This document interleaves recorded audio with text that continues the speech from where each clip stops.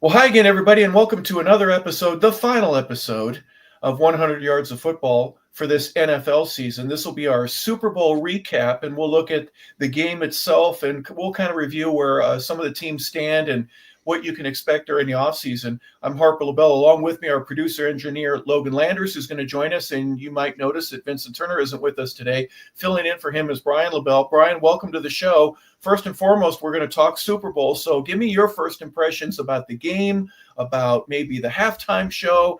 We'll talk about the Super Bowl ads today. But overall, was it a good experience? Did New Orleans put on a good show? I think New Orleans usually puts on a good show. I think that's why they keep going back there. I think the culture, I think the city, I think having everything so close, being able to party, being able to eat well, being able to do everything right around the stadium is always really cool. I would say the only team that really didn't put on a show, or the only entity that didn't put on a good show, was the Chiefs. Because man, that game got ugly quickly, and they never seemed to get their footing in the game whatsoever. I mean, a couple garbage time TDs, but other than that, man, it was bad. Yeah, it was a rough day. We'll get more in depth in that in a second. First impressions from you, Logan. Obviously, the game itself, but the hoopla surrounding it. Mhm. What were they on? 5.5 hours before the pregame show. We were initiated with all kinds of different media outlets and information, but the game itself. Yeah, I mean, I think the pre-show started around 2 o'clock or so, and then they had coverage all the way up till kickoff and so on and so forth. Post game, I mean, it was an all day event, right? I mean, you had a lot of hype around these two teams, obviously, with the Chiefs going for the coveted three-peat, never been done before, and we'll have to wait another many years for that to ever maybe happen again if it ever does. But I mean, I think Philly did a tremendous job. Obviously, I think just the city and everyone in New Orleans, they always bring the energy. It's a great feel in the stadium. It's packed house, obviously. Halftime show got a lot of criticism from people, but that was actually, I think, the most viewed part of the game. That had, I think, around 133, 34 million views. So a lot of people tuned in for that. And national anthem beforehand, I thought was really good on a very colorful looking piano. But I enjoyed the game and all the pomp and circumstances surrounding it. And like I said, New Orleans always puts on a hell of a show, and they continue that tradition on this past Sunday. Yeah, they certainly do. They're in the routine, if you will, or in the queue for California gets a game. Obviously, Jerry wants one in Texas every year. Florida will always get one. Atlanta has been in the mix a little bit more often, but really New Mm-hmm. Orleans has earned its keep. The weather always seems to be right. And Ryan, as you mentioned a little while ago, everything is so close. You don't have to go far. You got good food, good drinks, good party atmosphere, if that's what you're looking for. And in this case, everybody was expecting a good game. A little trivia question: who was the last team to defeat the three-peat attempt by an NFL franchise that had the opportunity to three-peat in a Super Bowl? Ooh, My last team. gut would say Dallas or Pittsburgh. That would be Oddly my gut. enough, the Philadelphia Eagles stopped the Mm. three-peat of the New England Patriots 8 years ago. Oh, And you're in my right. opinion, guys, they very quickly said, not on my watch. I'm expecting a T-shirt to be printed up that has Fly Eagles Fly somewhere and not on my watch. What a dominating performance. Maybe at the beginning, both punchers were trying to get to know each other a little bit before they started delivering knockout blows. But the domination for the offensive and defensive line spoke and bode very well for the Eagles all throughout the game. They've been doing it throughout the playoffs. They scored 55 points in the championship game just 2 weeks earlier. They score 40 here. Their ability to keep a long offensive drive going and going for it on fourth down, even though Saquon Barkley got stopped quite a bit. That to me was one of the things that just impressed me most. The Chiefs didn't know what to do. They didn't know how to respond. Brian, we'll start with you. You're about the game itself, in the Philadelphia mindset and game plan. Well, it's funny you mentioned like the long drives. I'm going to call it a put away drive, and they do it so well. They'll go 11 minutes a clock chewed up. They'll go 12 plays and they'll kick a field goal. But if they're already up 2 scores, they don't care because they're like, hey, listen, we're trying to put the game on ice. That's why it's so dangerous when you get behind against these guys, because you could be down 10 points, but it feels like you're down 30 because they could just chew up so much clock. The game condenses, you have fewer possessions, and the margin for error just disappears. And it's the big part of that is their offensive line. They just got road graders all across the board. Like Jason Kelsey, who's maybe one of the best centers ever, is no longer there, and you wouldn't even notice. Mm-mm. You know, they're subbing guys in and out. It doesn't matter. I mean, they could have their third string guys out there doing the tush push, and you would still have people complaining like, oh, this needs to be banned because it's unstoppable every single time they convert. And it's, you know, we question Jalen Hurts. He gets a lot of critique and a lot of criticism because, like, well, he's got a really good offensive line. Like I mentioned, he's got great receivers. You get bringing Saquon Barkley into the mix. You know, it's Saquon, like you said, was kind of non-existent, didn't do a lot, and Jalen showed up to play. And I think he outplayed Patrick Mahomes, who's arguably the best player in the sport, one of the best players in North America for the majority of that game. Yeah, you mentioned the road graders. They also had quick hits, right? Devontae Smith's one touchdown reception for 46 yards. It's a one-play drive. You come back from a commercial. Next thing you know, you're watching another 3 minutes of commercials because they've scored, they kicked the extra point, and it's over. Initial first impressions for you of Philadelphia's game plan, Logan, and how successful they were. I dare you to stop me. And the Chiefs tried, but they weren't able to get it done. I mean, coming into the game, everyone knew that it was going to be a heavy dose of Saquon Barkley. Obviously, when you have the best running back in the game, you're going to give him the ball, see what he can do. And we saw, I mean, early on, and then also for, like Brian mentioned, the entire game, he can't really get a whole lot of momentum going in the running game. They eventually turned to him in the pass game. He got a little bit more going there in terms of just all-purpose yards. But he ran the ball for, I believe, 25 times for only 57 yards, which is very uncharacteristic of him.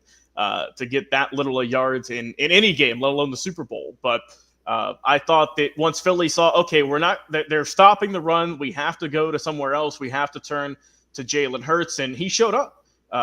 Besides just a couple of small mistakes he had, I mean, he was pretty much perfect from the pocket. He was making tremendous throws, great accuracy, just put it right in the breadbasket for a multitude of guys to catch. I believe 5 players had catches for Philadelphia. So everyone got some love during the Super Bowl. And I mean, man, the defense. I mean, what more can you say? Just the defense was the main factor in this game for me. The Chiefs' offensive line just had no idea what was going on. And then their last line of defense being, your tight end being your running back, they couldn't do much either. And I think Patrick Mahomes might still be icing down his arms and his shoulders and his legs all these days later because, man, he just got brutalized. I mean, he didn't have any time. And like you said, the times he did look comfortable, they're already down by 30. So it didn't matter at that point. But credit to Philadelphia. They had a great game plan. Andy Reid and all the staff, obviously, they did well. Then the thing I liked about it, too, is they did not hold up. They kept going. They kept pushing forward. They put their foot on the gas and said, okay, yeah, no, we're taking this thing home. We're not giving you any chance to come back. Even when they pitched a shutout going into halftime, they said, no, we're not done. We're going to keep on rolling here. And that's what they did. And, Kansas City, they tried, but it was just way too little too late. Yeah, you hit on a lot of things there. I think Steve Spagnuolo showed game film. First play against Washington in the NFC Championship game. 75 yards later, Saquon's in the end zone. You put any film on against the Rams. Saquon in the snows, running all over the place. I think they said, we're not going to let that happen to us. And by and large, weren't they pretty successful in stopping him? And we dare you to do something else and try to do that successfully. Well, Jalen Hurts, as you mentioned, what was he, 17 for 22, had a great game. That's a great game. 221 yards. It doesn't matter. If he had 400, I don't care. We won by 18 points, with the exception of a couple of late touchdowns. He controlled the ball. And that's, I think, Spagnuolo wasn't ready for both of those. He couldn't do both. He stopped Saquon. So start first there. Offensive line. If I'm Philadelphia, I'm going, gosh, this isn't working. They're putting an extra guy in the box, and they're slowing us down. The plays that worked for the last couple of games, we're not even close. We're averaging, 2.3 yards per carry with Saquon? Talk a little bit about that. I think it's a success for Kansas City to slow the running game down the way that they did. Good for them. But Jalen Hurts picked it up, and then obviously they were able to throw the ball. I'll start with you, Logan. What am I saying that doesn't make any sense? No, Harper, that all makes sense to me. I mean, they accomplished their number one goal going into this game, like you said. They stopped Saquon Barkley from run the ball. They negated him, which not a whole lot of teams can do. Only the top tier defensive coordinators, defensive teams in the league can do so, and we know the Chiefs have a very good defense. I know that they couldn't really do a whole lot on Sunday, but that doesn't negate the fact that they look good for all those weeks coming into the Super Bowl. But I think that they had a good game plan, they stuck to it, but then I don't think they were expecting Jalen Hurts to have that good of a performance. We know Jalen has a good talent, and everyone said that for years now. He's a good player. And he really silenced a lot of doubters, I think, in this game, saying that, he's not a good thrower. He's not a great, quarterback. He just goes in for a tush push, and that's all he can do. And, but he definitely proved a lot of people wrong that were saying that, and you don't hear that anymore. So I think that overall, just for KC, they tried, but they just got punched in the mouth, especially that second quarter really just kind of deflated any air that was in that balloon they had. When Philadelphia rather put up 17 points in the quarter. So at that point it was 24-0, which that's already tough to come back from, let alone a team who, is riding all that momentum like Philly was. But like I said, Kansas City did their top thing in terms of they stopped Saquon, but you got to worry about the rest of the game as well. Yeah, there were some points, and defensively too, Ryan, where not only the offense, but the defense they were looking into infinity. They were going, we don't know what to do. They weren't yelling. They weren't screaming at one another. They were very silenced, in my opinion, and stuff just didn't work at all. Pretty amazing to me. And again, that speaks to the dominance of what Philly was able to do. If you can't run the ball and you're the Philadelphia Eagles, you had the worst or second worst passing offense in the league going into this game. But A.J. Brown, even though he's reading over on the sideline, he and Smith and their tight end, Goddard, they all had pretty good games and were – What impressed me, and Brian, correct me if I'm wrong with this one as well, when Kansas City blitzed and they brought 7 on a couple of occasions. They brought a safety, an outside linebacker. They even brought a corner. The first time there was a sack. The second time there was an incompletion. Third time, Jalen decides to run up the middle, and then he gains about 14 yards for a first down. They figured it out quickly what Kansas City was trying to do. They made the adjustments, and in my opinion, they were able to capitalize on it. Yeah, I think that's an epitome of what this game was. I think the adjustments were made, but I think, on Kansas City's side, they just couldn't make the adjustments on the offensive side of the ball. Philadelphia didn't blitz a single time that game. Mahomes was under duress the whole time, and they didn't send more than 4 the entire game. They're only sending 4 guys. I'm keeping a running back into Chip. If I got my 6 on their 4, I feel pretty confident, as a quarterback, say, okay, maybe I can step up a little bit. Maybe I can roll around. And there were a couple instances where we got later on in the game where Mahomes just looked scared. He looked uncomfortable. He's having to move even when he doesn't have to, because it's like the Sam Darnold clip where he's like, man, I'm seeing ghosts out there. It's almost like he's seeing ghosts in the backfield because it's the ball is snapped. He takes, Jalen Carter's in his face or whoever else is in his face. And it was terrifying for him. Yeah, but Josh Sweat had a great game. Here's one of the things that I think Philadelphia decided to do during that bye week, so to speak, that first week while they were still in Pennsylvania before they went down to New Orleans. They got every one of those guys not only on the treadmill, but they must have done some speed and conditioning training with them, because you had to have the power to get past the offensive lineman to get to Mahomes. But then once he breaks the pocket, you got to sprint for another 20 yards to catch him and try to either push him out of bounds or force a sack out of him. They were in tremendous shape. Sweat especially. Williams, you mentioned Carter, only the 4. Now you rotate the 4 guys in, but what a tremendous job. Again, talk a little bit about the conditioning and being able to say it's only going to take 4, and that now you get to drop 7, and Mahomes didn't have anything down the field that was open. Yeah. I mean, a lot of that goes back to just their draft prowess and just saying a lot of it is just, I think they go to Georgia football games like, hey, I like this kid. Let's bring him in the off season. I think that was their draft, and it worked. But they didn't go to Tennessee or Alabama. They didn't. They don't have to. No, we're good. We're good with these guys right here. We like the best defense in the country. We're going to bring him here. I know a lot of people here in Georgia, they call them the Philadelphia Bulldogs. There are a lot more Georgia fans pulling for those guys. But I mean, the secondary was great. Cooper DeJean had the pick 6.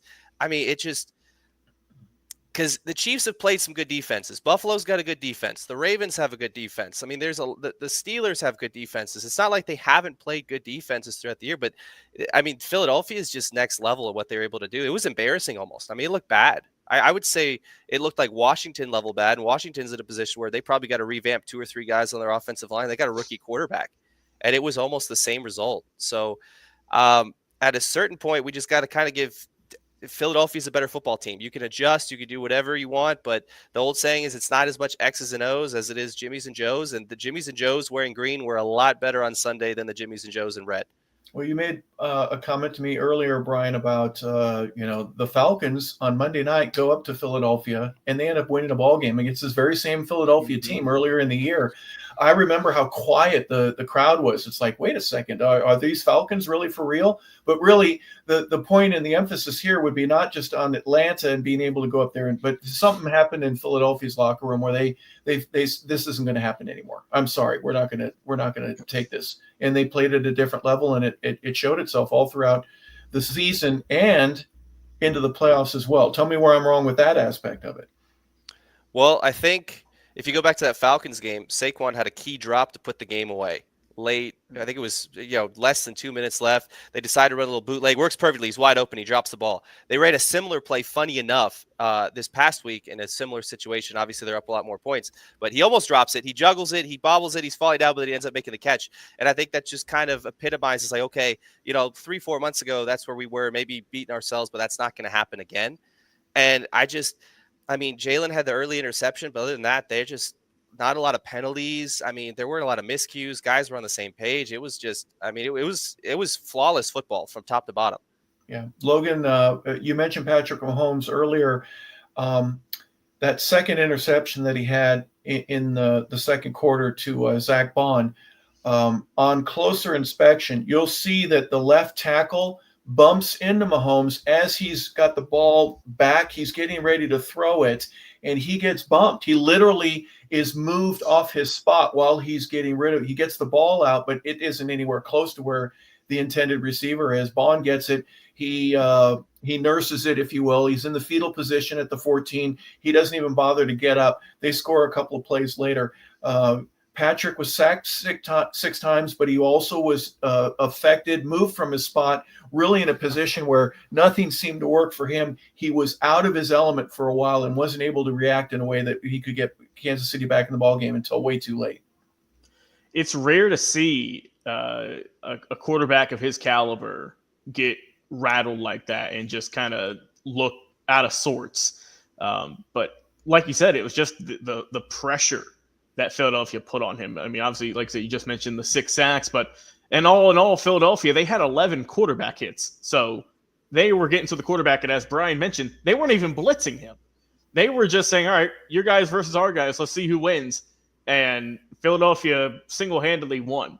Harper, you mentioned the fact that, his offensive lineman bumped into Mahomes and affected a lot, which led to that interception. If I'm the O-line for KC, man, just a sour taste in my mouth all these days later, because it was just they couldn't get anything going. They couldn't they couldn't have a running game. They couldn't protect for their quarterback. They didn't give him any time, and by the time it was all over, Philadelphia was already up by what felt like 1 million points at that juncture, and it was just impossible to come back from. They were just ended up chucking the ball for 20 yards, see what we can do here and there, but it was, like I said, just a little bit too late. But yeah, the O-line for KC, just not a good performance, unfortunately. Like I said, in the biggest game, obviously they knew the pressure coming into this one, and unfortunately they just weren't able to live up to it. And we saw the end result this past Sunday in Philadelphia. They were hungry, like you said. They looked like kind of stone cold killers. And once they got out to a lead, you saw more more emotion and whatnot. But early on, they would get a tackle, go back to their spots, get a first down, give it to the ref, go back and get set up for the next play. They were a team on a mission, and obviously they accomplished it in a very dominant fashion. I agree. I think there's some portions of the game. Philly punted twice. The game is changing right before our very eyes. There are teams that are going for it on 4th in manageable situations. If it's under 2, they're going to go for it. We saw a lot of that with Washington. Their very first possession in the championship game, they got it. They got another one when they were in the red zone. They ended up only getting a field goal out of the possession, but they were 2 for 2 on 4th down. They went for it on other occasions when they had to. Difference there when you have to because you're trailing and you just want to keep the ball. 2 punts for them. Matt Arriaza for the Chiefs, he punted 6 times. I don't think he's probably punted 6 times in the last 7 or 8 ball games. That to me was a real interesting take. That, and again, you see Mahomes, you see some of the views of the other players, the offensive, they're just looking around. They're not even talking to one another. It's almost like they're going through shell shock. Brian, first let me start with you. The punting situation for Kansas City, 3 and outs. They were done again on too many occasions, and not what any Chiefs fan is used to. Well, you talk about the adaptation of the game and how teams are going for it more on 4th down. Washington was the epitome of that this year. It helped get them where they wanted to be. But the analytics say, hey, 4th and 3, 4th and 2, maybe give it a shot depending where you are on the field. The Chiefs didn't have any 3rd or 4th and manageables. I mean, it was 3rd and 7, 4th and 5, 3rd and 11, 4th and 10. I mean, they couldn't move the ball. I think their leading rusher was Patrick Mahomes with 25 yards. And then I want to say it was like Kareem Hunt had 9 as their second leading rusher. They couldn't run the ball. They couldn't throw the ball. Mahomes had like 34 passing yards at the 2-minute warning. I mean, when was the last time that happened? I mean, you might have to go back to like Pop Warner football for that to be the case, where they're probably running the ball 85% of the time. I mean, it was bad. It was very reminiscent for me of Brady's farewell there. Well, his cut short farewell, because he came back one more time when Tampa Bay just bullied them in the Super Bowl. And they made the decision like, hey, we got some guys in the offensive line that are Pro Bowl caliber players, whatever, but they just revamped everything. They gutted it. They cleaned house, and it ended up working out for them. I wouldn't be surprised if they do something along those lines, because, you got a $500 million quarterback back there who's got an opportunity to maybe be one of the best to ever do it when it's all said and done. He can't be taking hits like that. I mean, it was bad. It got rough out there for a little bit. You mentioned the rushing, 49 yards on 11 carries. And when you get behind, you're not going to rush anyways. But, they averaged 4.5 per. But that was basically because of Mahomes. And when he was able to get outside the pocket and cross the line of scrimmage, he basically gave himself up a couple of times. He didn't take some vicious hits, but he got tackled. Let's put it that way. I think he was looking for a few penalty flags, but when you're trailing, you're not going to get them. I don't care if you're Kansas City or whatever. They talk about the refs and how games have been going. Calls especially have been favoring Kansas City. I can't see any of that in this particular ball game. And well officiated, in my opinion, because there weren't a whole lot of penalties. They let him play, and the guys kind of stayed within the mind frame of the game. 135 yards rushing for Philadelphia, though. That, to me, again, another difference maker. Saquon wasn't able to get a lot, Logan, but you know what? Other guys did. And Jalen Hurts kept his team moving and reloading the sticks for a new first down with the 75 yards that he had. Once he got outside the pocket, he was dangerous. No, he was. And I mean, to me, Jalen, he like I say, he showed a lot of people how good of a quarterback he is, for the ones who were doubting him. And a lot of big plays from him. Like I said, the great passes, the getting the first down when he needs to, getting into the end zone if he wants to get a touchdown with his legs or with his arm. I mean, he did everything you asked him for. And that's what Philadelphia, was looking for when they drafted him a couple of seasons ago. And here they are on top. And he's obviously a big factor. I know we talked about the defense and how tremendous they were, but I mean, if it wasn't for the talent and the play of Jalen Hurts this past Super Bowl Sunday, then I don't know where they would have been, because Saquon was shut down and you had to have your quarterback step up. And that's exactly what Jalen did. He stepped up, not just obviously throwing the ball, but with running the ball as well. And also just game management, clock management. That's where another factor, I think, where Philadelphia was just dominant in terms of times of possession. And we always look at that and say, usually the team who's leading in that will win the ball game. And Philadelphia proved that once again, 36 minutes, 58 seconds compared to KC having the ball for only 23 minutes and 2 seconds. So they were just dominant. They ran, I believe, 71 plays on the day, and KC only got 49. So they were just, like I said, they had those long drives. They had the ones where, all right, it's 3rd and 2 or whatever. Let's just run up the middle for a first down, keep chugging along, kind of nickel and dime your way to the end zone. And they got there. They played a flawless football game. The good news for Jalen Hurts is he'll be introduced as Super Bowl champion the rest of his life. That's it. The bad news is now that we're going to start going, is he an elite quarterback and is he going to be a Hall of Famer? He's gone to 2 Super Bowls. Yep. I think it's way too early for that. So I'm not even going to do it. But if you want to comment on it, Logan, you can.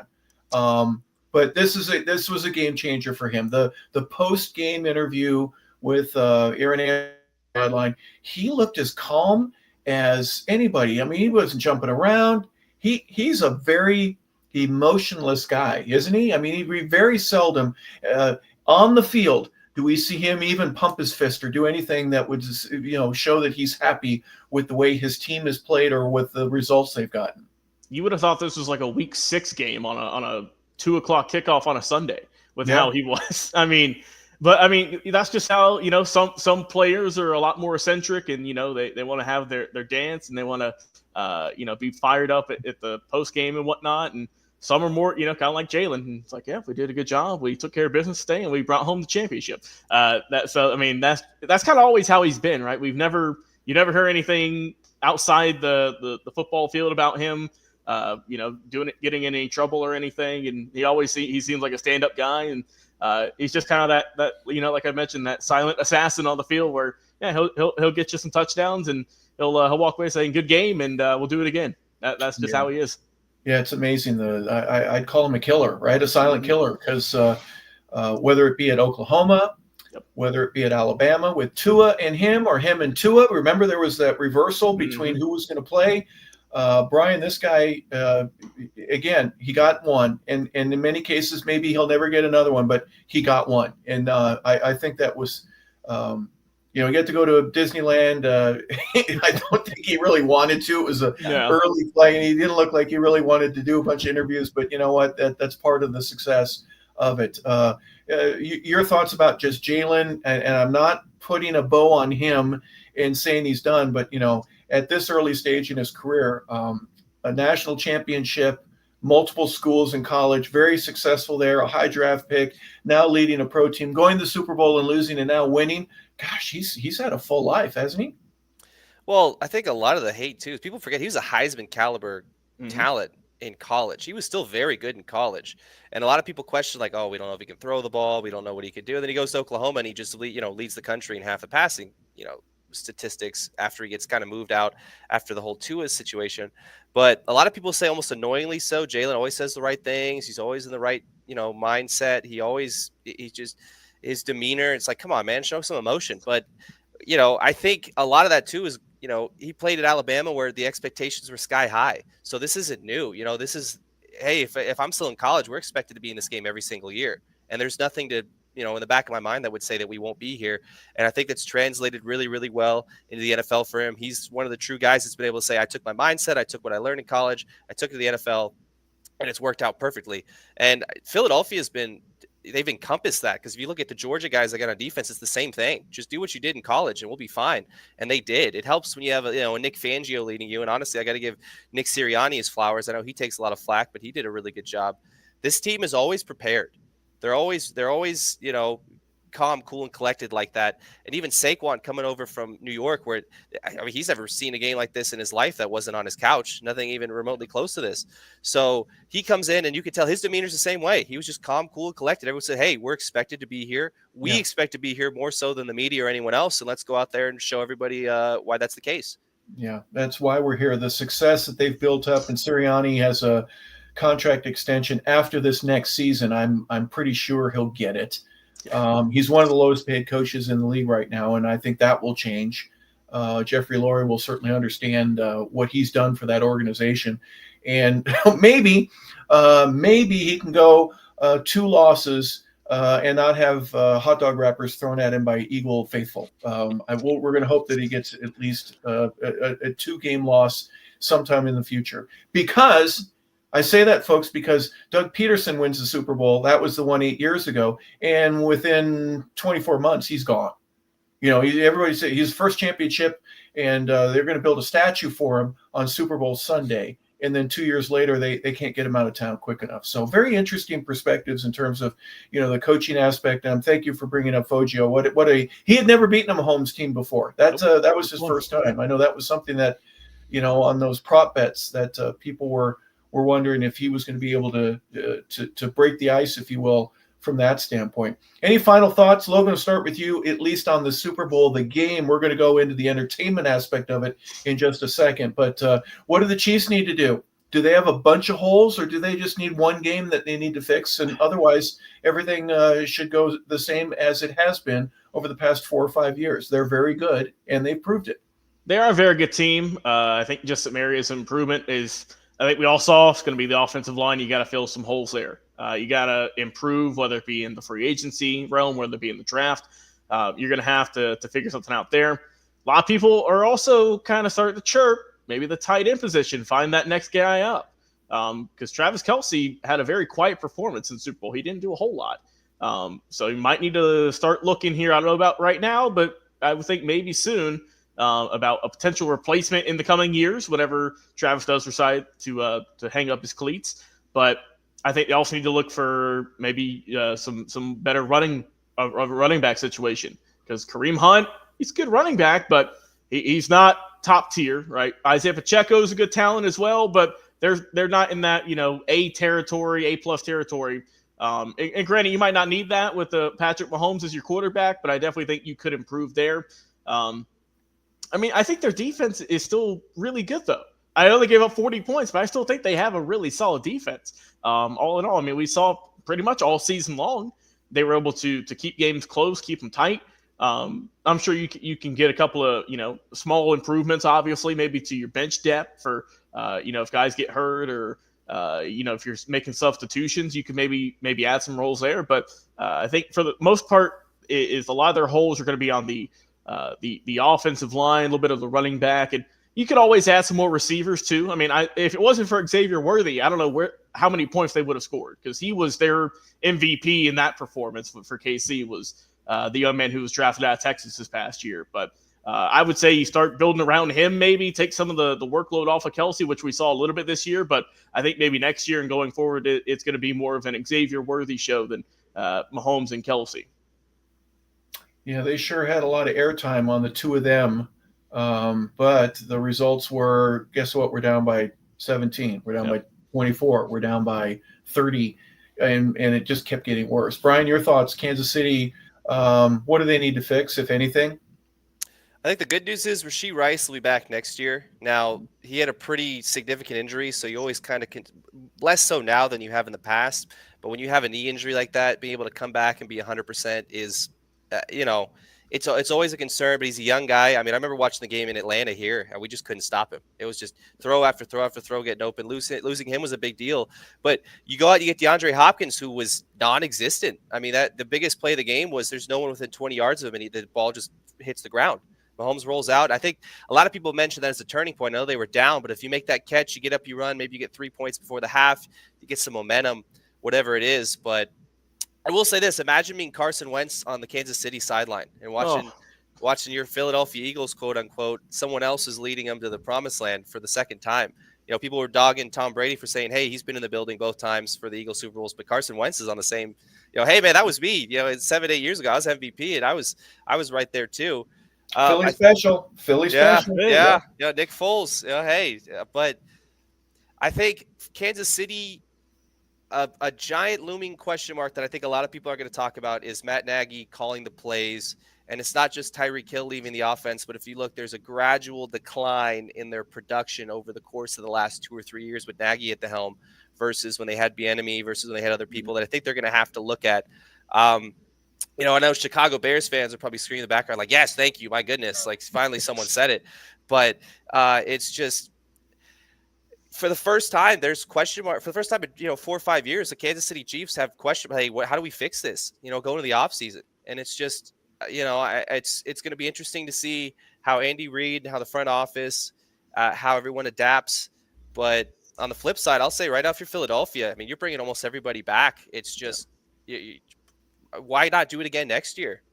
But I think they'll figure it out. When you got Patrick Mahomes playing quarterback, that always is a plus, because you say, okay, we got, probably the best guy in the sport back there. But the running game, like Logan mentioned, man, their running back room right now looks like one of the worst running back rooms in the league, to be honest with you. It's not very good. A lot of teams have 1-2 punches. They have whatever the opposite of that is right now.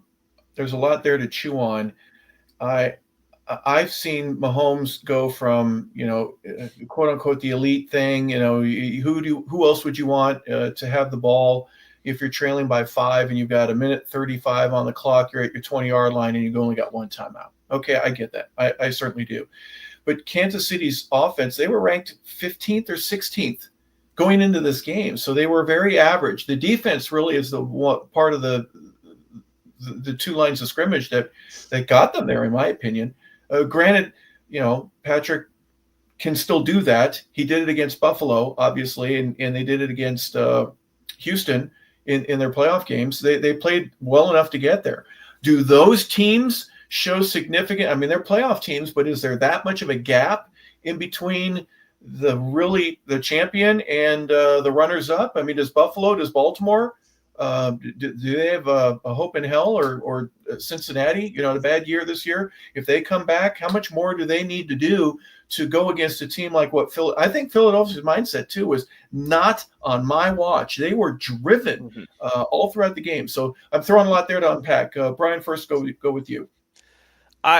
Before Sunday, I would have said that, especially like a team like Baltimore. I think they played 2 poor quarters of football, but they easily could have been playing on the other sideline on Sunday. And it's kind of baffling at this stage with how good Lamar Jackson is, with how good Derrick Henry is, with how good the defense is, that they're not there. I don't know if maybe it's something for them. They're just in their own head. They get to that game and they're just like, oh man, we haven't been able to win this. Will history repeat itself? I think Buffalo's right there too. I think they got to go out. They got to get a dominant receiver. But if I go to the flip side, like, you talk Cincinnati's a team when you got Joe Burrow, you always got a chance, but the defense there it hasn't been the same since it was when they were in the Super Bowl last. But if I flip it to the NFC, I mean, Detroit's probably close. I know they weren't really healthy, but I mean, Tampa Bay, Washington, the tier 2 teams in the NFC. I mean, the Rams played the Philly kind of close, but it was more a cold weather game where the Rams could kind of say, okay, we can run the ball too. But Philly's just kind of leaps and bounds above everybody else. And the good news for them was they flew under the radar because Detroit was the talk of the town for most of the season. Hey, it's a lot of fun. They're throwing it to their left tackles. They're running wide receiver reverses with, Jameson Williams. They're having a great time. And Philly just came in and they were all business. And I think they're the best roster in the league. And I think it's the whole tier. Like you said, they're a whole tier higher than everyone else. They're a horrible ending last year. What, they lose 6 out of their last 7 games. They back into the playoffs against Tampa. They lose in Tampa, and again, not on my watch. We're fixing stuff as good as we can. Logan, one of the things I wanted to bring up is like the halftime show, not the show. I'm sorry, but the broadcast. Terry and Jimmy and Howie. Well, Kansas City, if they had scored on that they're going to get the ball back. And I'm not criticizing them. I'm just saying, were they watching a different game than I was? Nothing was working. How come nobody spent any time going, Philly is just dominant? How come Gronk or Strahan, of all the guys on there, Michael should have said, Philly's just kicking their butt right now. There's no ifs, ands, or buts. If they want their butt to not get kicked, they better come out and redo some things. But this has been Philly's half. They're the ones that really dominated in the first and ultimately in the second half. No, I mean, you would have loved for someone to say that, like a Gronk or any of the other guys you'd mentioned. But however, you work in the media like I do, we have to keep the viewers on edge. We have to keep them locked into the game. Say, oh, they have a chance to come back if they just do this, this, and this. They can maybe make this a game. So that I'm sure someone was in their ear saying, please make this sound close. Don't say it's a blowout like everyone sees like it is on TV. We need people to watch those $8 million per 30-second commercials in the second half. Was there anything about the broadcast itself with TB or with Brady? I thought I'll start with my lead. Logan, we'll start with you. Tom Brenneman asked him a few times, so Tom, what about you? And it became the Tom Brady show instead of the Super Bowl. I don't mind you going to you once. My experience was this.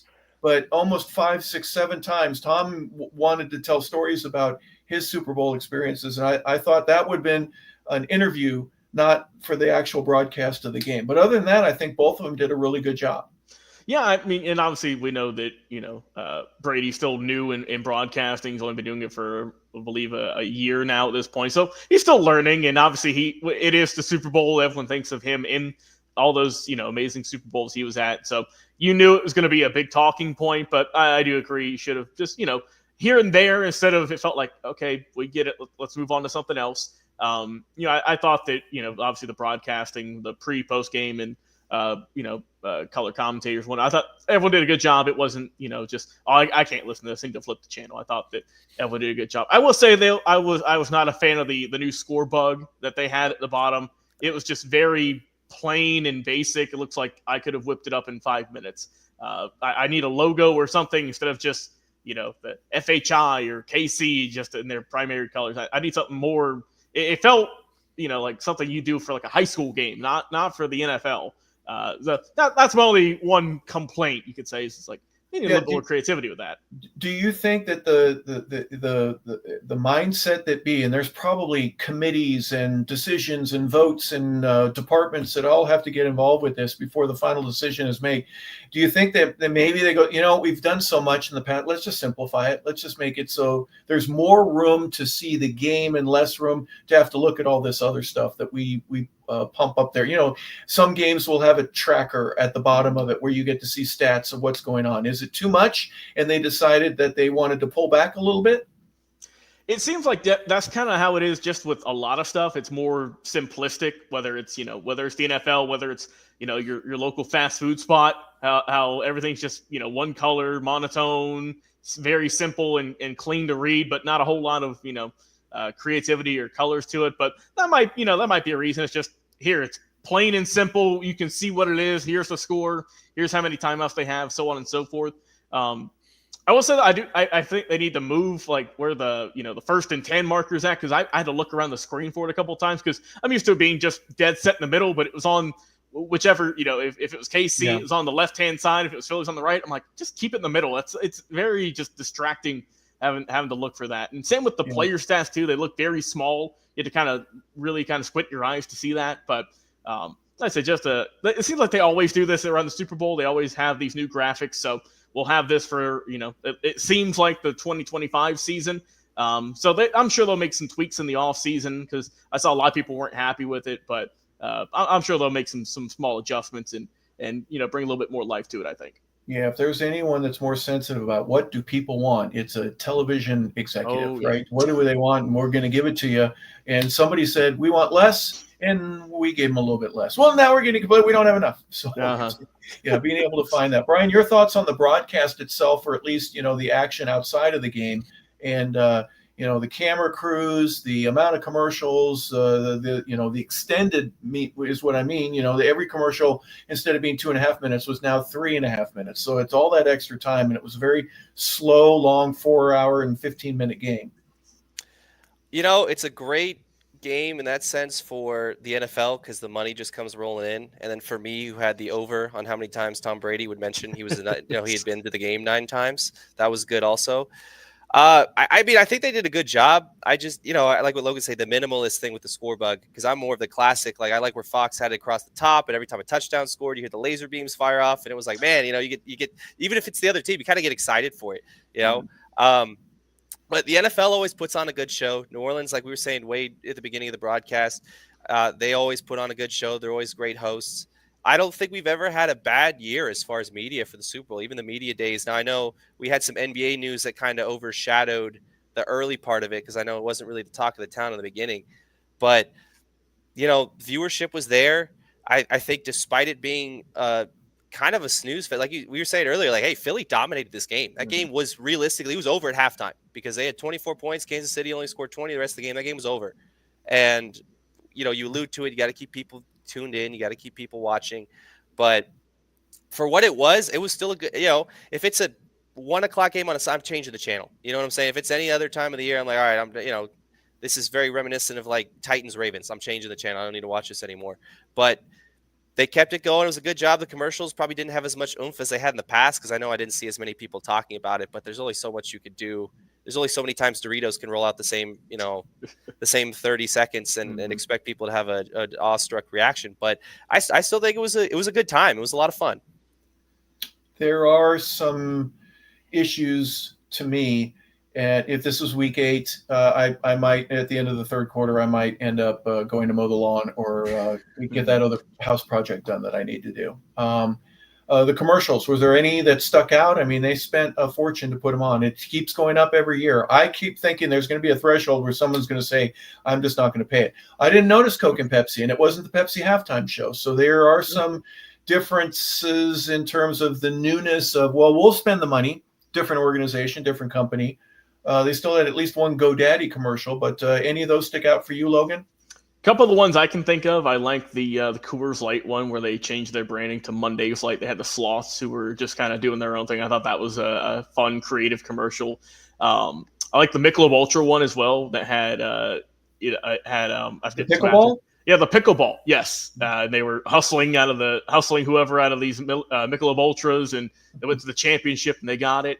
I thought that was good. And then more of a heartfelt one. I like the Pfizer ad. It had the little boy who was battling cancer. You saw him running through the streets. I thought that was a great commercial. And of course, it's the Clydesdales. Let's be real. That's always one everyone looks forward to. And once again, they just knocked that one out of the park. So I mean, I haven't seen all the commercials. I watched I watched the game live till halftime. Then I had to go to bed, but just watched a good bit of the game afterwards. But I didn't hear a whole lot of hype around the commercials this year. There's a couple of good ones, obviously, but I don't know. I felt like it didn't have as much oomph this year as it did in years past, but still some good ones nonetheless. Yeah, when I'm watching, I usually try to set the bar with who's going to be my gold, silver, and bronze medalists. I didn't go out of I didn't write any of that down by any means, but I do have to admit, there's as soon as I saw the baby Clydesdale, I said, okay, here we go. This is it. And then the thing pushes the keg with its nose. Mm-hmm. You lost me with that. There's no. It's just come on. Now, if he had followed and jumped over fences and done stuff so that he could be there when they made the delivery, that would have been. Hey, maybe you are worth it here. But by and large, what I've noticed, and Brian, correct me if I'm wrong here. A lot more actors that would never do a commercial because it was taboo to cross lines, to go from movies to television. No one ever used to do that. I think they're all taking the money and running right now. I think Matthew McConaughey is almost like Peyton Manning. Is there anything that he won't pitch? I think he's. I was going to say, I saw something on Twitter with all the Uber Eats ads. I was like, does Matthew McConaughey know that he's like an Oscar level actor? Does he remember that? Because he's, and the pickleball one, that's Willem Dafoe. I mean, these aren't small names. These are big name actors. These are A-list people. And I'm just wondering, I was like, hey, are they out of work or, what's going on? I mean, because I'm sure that Uber and, I'm sure they're getting compensated fairly, but you're seeing a lot of faces you wouldn't normally see. Did they have the one that had the compilation? They brought even in the guy that did the hot wings. That was so cool. Everybody, Martha Stewart was in it. Everybody that had anything to do with food. I think they just made calls and said, "Can we get the agents for all these guys?" And the folks that said yes, come on in, and we're going to put you in this 60-second commercial we have for Uber Eats. I think part of it too is the game has expanded so much. There's so many eyeballs on it that from a PR standpoint, if I'm your agent, I'm like, hey, listen, I know it's a commercial, but you're going to have 120 million people watching this. It's probably in your best interest to say, hey, let's go ahead and do it. Let's take the $6-7 million, whatever. We'll take a hit on that, whatever. And let's do it. And I think that's what you're seeing. And it's, I mean, I other than seeing Matthew McConaughey on the sideline at Texas games, because he loves football. He's around it all the time. So it makes more sense for him. But I do think because they had the commercial with him earlier in the year, we got Jerry Rice where, it's like, hey, it's just, sports is just to get you thinking about food, Rice. I think they did a great job of him playing off the Christian McCaffrey, and Christian McCaffrey just being the straight face guy. Like, what are you doing? Yeah, what are you talking about, man? Yeah. I mean, it didn't have me ordering food right away. That's the big deal. I mean, I know it's there, but the biggest thing is, how does it affect sales? Or is it basically just we're going to create the image where people know our name, and that's what we try to do? Where this is branding as more than actual sales. Yeah, I mean, you associate now. You think of Matthew McConaughey. You think now, oh, the Uber Eats ads. You see him all over television. You see him all over.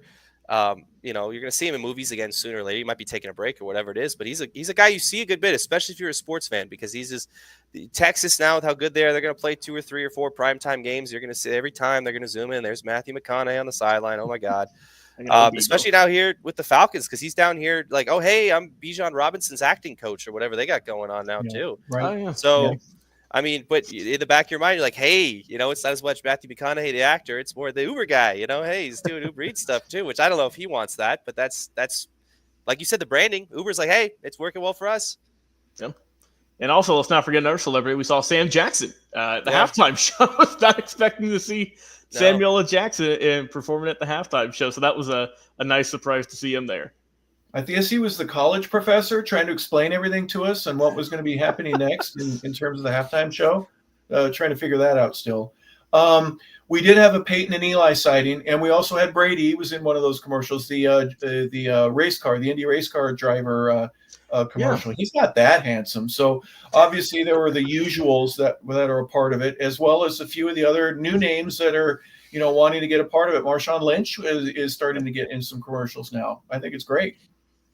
Yeah, and I was kind of surprised seeing the F1 drivers there. I was not expecting to see. I think there was 2 or 3 commercials involving a couple of those drivers. So I was kind of surprised to see that. But I thought the Tom Brady commercial, I think it was with Duracell.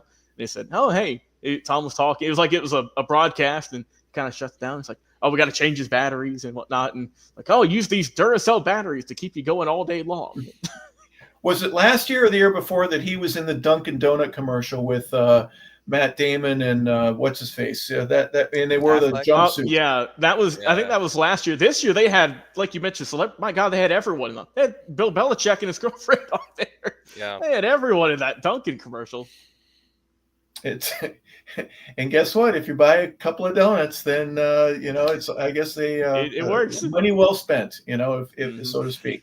Now let's tie a ribbon and a bow around the season. Logan, we'll start with you. Favorite team? What do they need to do? Obviously, the results are everybody needs to beat the Eagles. They're young. They're cap friendly.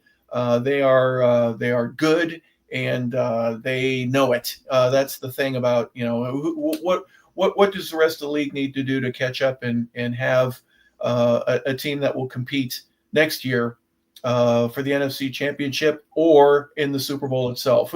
Who's got the most work to do? Oh, well, I mean, I think whenever you look at teams who are kind of on that cusp that that are right there, they maybe made the playoffs, or they're bounced in the first round, or they're right there on the fringe. I mean, you mentioned earlier with Cincinnati, they're always a team that, as long as they got Joe Burrow and Jamar Chase, they're going to be a threat. They have to fill that role there at the running back room since they lost Joe Mixon. They lost a step. We also know their O-line problems. That'll be interesting to see. Baltimore, what can they add to finally get over that hump? Same with Buffalo. They're in the same boat still. That you get right there, but then Big Bad Patrick Mahomes or whoever knocks you out. So those are the main 2 ones there. And also another team, too, in the AFC, before I flip up to the NFC, the Houston Texans. Had a bit of a down year this year, had some injuries, but can the Texans, was it just a one season wonder last year, or are they legitimate? CJ Stroud had a sophomore slump, so we'll see. And also another team, too, I was surprised with in the AFC was the Chargers. I thought that they wouldn't even be anywhere close to the playoffs, but Justin Herbert and company and Coach Harbaugh, they proved me wrong. So I think that's a team kind of be on the rise. And for the NFC, obviously, be the champs in the Eagles, but I think that in the East, the Washington Commanders are a team I'm really looking forward to see what they can add, because they have a lot of cap space too, to see who they can add. Of course, the Lions, as we mentioned, a team who was plagued with injuries, but they still had a phenomenal season on the less. The Minnesota Vikings surprised a lot of people with Sam Darnold and that team. The Green Bay Packers had a surprisingly kind of a low-key season just because it was a tough division out there in the North, but they still went 11-6. And made the playoffs. So still a really good team out there. The North's going to be super, super competitive. Of course, down here in the South, Atlanta, we finally have an answer for quarterback, maybe, in Michael Penix.